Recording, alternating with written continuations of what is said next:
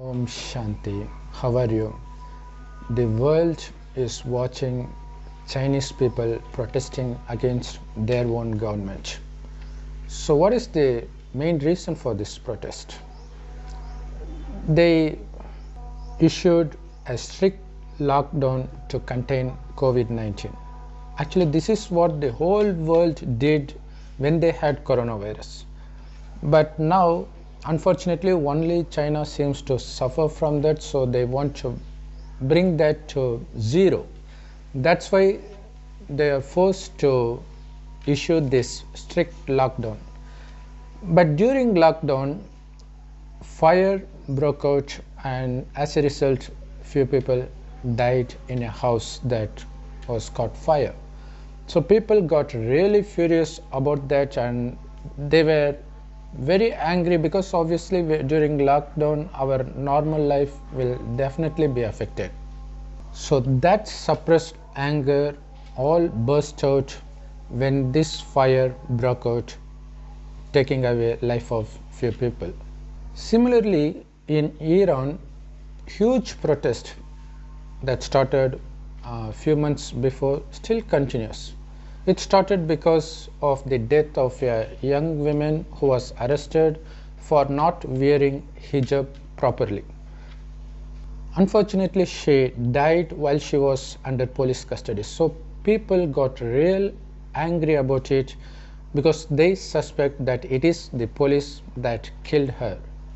So it seems more than 350 protesters were killed in Iran, and we don't know about what happened in China, but undoubtedly thousands of them were arrested both in Iran and China. So what are they protesting for? They want justice. They want justice for the death of one young woman in Iran. So what is the cost of that protest? 350 people died in that protest. So is it really justice? What would have happened if nobody protested over the death of that young woman? Obviously, Iran would be peaceful. Nobody would have died, nobody would have arrested, so everything would be at peace. But we really don't want to take it that way. And the world, especially the developed countries, they always want supporting people who are protesting against the government. So we don't see them to be the supporters of those who cause peacelessness in that particular country. Instead, we see them as heroes. What if that Iranian woman died of heart attack without any such incidents ever happened? Like she was never arrested, she was not in a police custody, but still she died of heart attack or due to some other accident. So will the people of Iran get angry over that? Likewise, what if the fire broke out when there was absolutely no lockdown in China? Will people still be angry over the government? I know most of you watching this video will get angry because you have been brainwashed right from your childhood through our school textbooks that protesting is heroism. Fighting for the nation or fighting for any cause is heroic. And that is the reason why people fight, protest at the cost of their own peace. It is simply because the world considers countries like China and Iran to be a real threat. They support whenever people rise against their own government. Our past life karma not only determines the family we are born into, but also the country we are born into. It is the collective karma of the overall people of your country that determines the kind of ruler they have. At the end of the day, we suffer only our karma no matter what action the ruler is taking. If we had been angry in our past births and committed many sinful acts because of our anger, then obviously you will be induced into anger by anything that happens around you. Thereby you attract the punishment for your past sins. That is exactly what happens during these protests. And I am in no way supporting dictatorship. At the same time, we can do absolutely nothing about it. But our history books teach us otherwise. If you consider what you read in history books very seriously, it is going to be your life that's going to be in big trouble. Just as we have absolutely no control over natural calamities that hit us, likewise we have absolutely no control over the actions our rulers take. But we have absolute control over our mind and how we perceive everything that happens around us.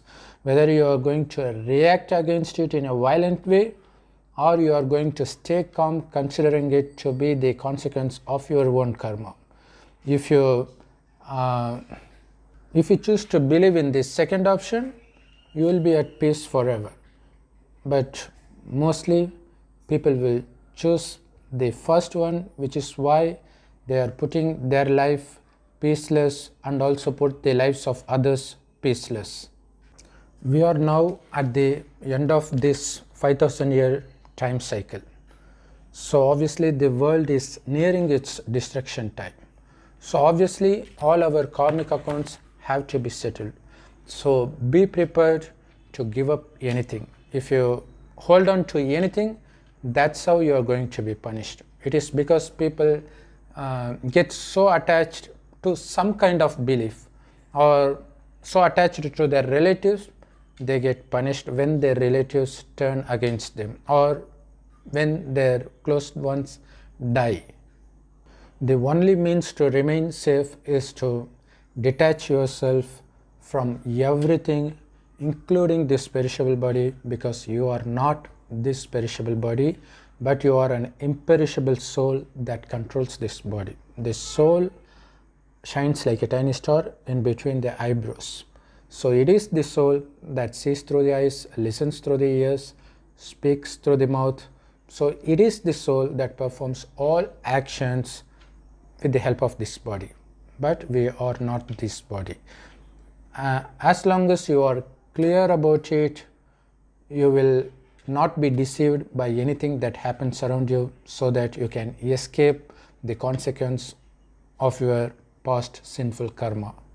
So the only way to do that is to be soul conscious and to remember God as a point of light as much as possible. This God who shines like a tiny star in the golden red colored light world called the soul world is called God Shiva by Hindus, Heavenly Godfather by Christians, Allah by Muslims. God is just one, and we souls were also residing along with him in this soul world before taking birth 5,000 years back in heaven, when this world was filled with everything one needs to stay happy throughout one's life. So that continues to be heaven for the first 2,500 years, mainly because we were soul conscious. So as much as you were soul conscious, you will be experiencing eternal blissfulness, because the true nature of the soul itself is blissfulness. So we were not attracted to anything outside us for deriving happiness, and we remain content by ourselves. That is the reason we did not become greedy. Actually, we were blessed with everything in abundance in heaven, but still there will be number wise, because of course everybody will be rich, but one will be richer than the other. So it is because they are soul conscious, they remain content all the time, and the soul is powerful. And that is the reason there were no sign of any sorrow or pain for the first 2500 years, which is why it is called heaven. But in the last 2500 years, we become body conscious instead of being soul conscious.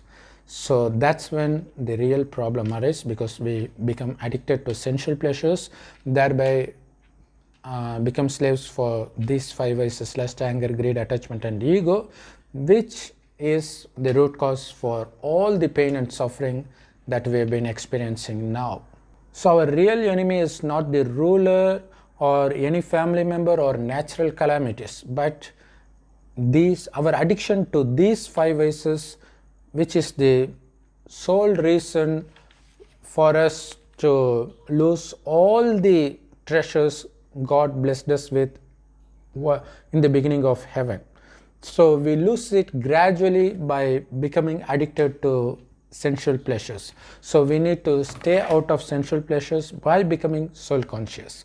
So we always need to consider ourselves to be the soul, and also consider the other person you are interacting with to be the soul as well. All souls, while entering this earth for the first time, will be very pure, very kind and very selfless.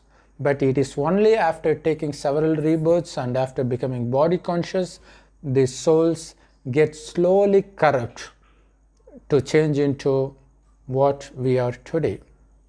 So in order to purify our soul back to how we originally were, the only way out is to consider ourselves to be the soul and to remember the God as a point of light as much as possible. In addition to that, you need to listen to the knowledge given directly by God through an old man's body, and he names that old man Brahma, and the knowledge given through Brahma's mouth as Murli. It is available absolutely free of cost in all Brahma Kumaris Raja Yoga meditation centers, which is available in all continents of the world. So the teachings is available absolutely free of cost. You can also Google it to find the God's knowledge Murli in all languages. It is spelled M-U-R-L-I. You can Google it for yourself. And also I will be giving the links of some of the websites and YouTube channels so that you can make use of it as well. So no matter what happens around you, by remembering God as a point of light as much as possible and staying at peace, you will attract peaceful environment around you. But by taking everything that happens around you seriously and reacting to it in a peaceless manner, you will automatically be attracting the peaceless environment around you that's going to punish you thousandfold for all your past sins. To save yourself, it is purely in your hand. Just imagine for a second, if some foreigner happens to visit China while this protest is going on, do you think he's going to take it any seriously? He'll just stay away from it because he's not attached to China.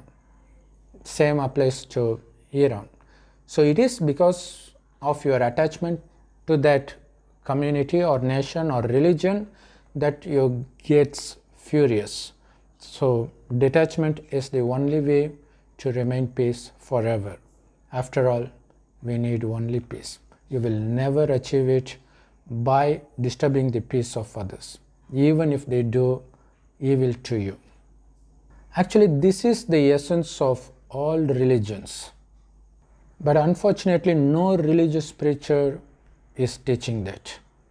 Om Shanti. It is our duty to spread this message throughout the world as much as possible. So please share this video to the maximum and leave your valuable comments if you really like this video, and do subscribe if you haven't yet. Thanks for watching.